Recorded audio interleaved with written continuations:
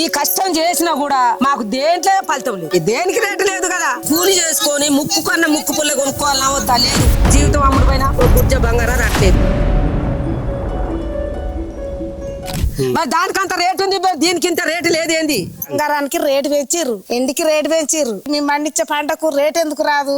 ఇప్పుడు నాకు 2 బిడ్డలు అనుకో, నా బిడ్డలు పెళ్లి చేయాలంటే లక్షలు ఉన్నది. ఆ లక్షలు మీ ఏ పని చేస్తాయి? సుక్కలు చూసినా లక్షలు రావు. ముఖ్యమంత్రి ప్రభుత్వం అన్నాడు కదా, ఎవరు మన ముఖ్యమంత్రి? రేవంత్ రెడ్డి కదా. వాళ్ళు మంచిగానే ఉంటారు, మేము నష్టపోతాం.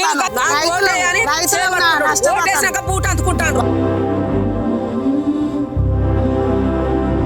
ఎంత మంది ఓటు ఎత్తాను, ఒక్కని నీ పిల్లలు నీ పిల్లలు ఎత్తాను, నువ్వు గెలుతలేవు. అట్లాంటి జనాన్ని నువ్వు కాపాడేంత శక్తి ఉంటుంది. ఆ ఓటు ఆయన బతలాడాలి. నీ పిల్లల్ని సొంత నీ పిల్లలకి వర్క్ చేసుకుంటాను. మరి ఇతరుడు ఏంది కావాలి?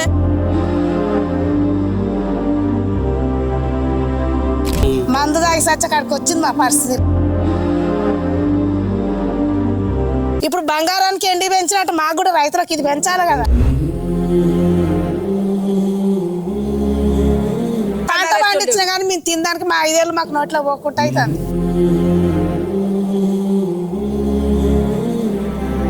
రేటు పెరుగుద్దని ఆశ కొద్దిగా ఎత్తాం కానీ ఆ రేటు ఉండదు, పాడుండదు. ఇక రైతులు బతుకులే ఇంత.